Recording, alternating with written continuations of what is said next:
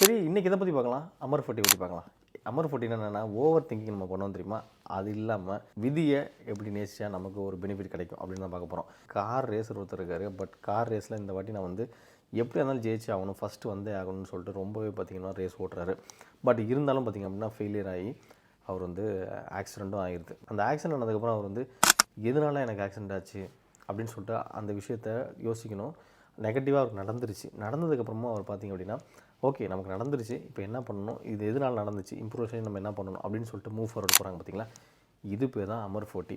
விதியை வந்து நீங்கள் நேசிச்சுட்டு அதுக்கடுத்து மூவ் ஃபார்வர்ட் போகிறது, ஓகே போய்க்கலாம் அப்படின்னு சொல்லிட்டு.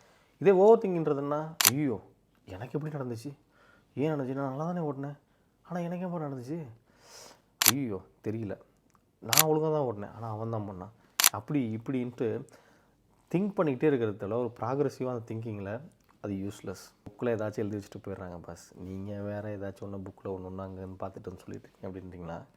எந்த மாதிரி சொல்லலான்னு சொல்லிட்டு மறக்காமல் கீழே கமெண்ட் பண்ணுங்கள். இல்லை உங்களுக்கு தெரிஞ்ச புக்கை சஜஸ்ட் பண்ணுங்கள்.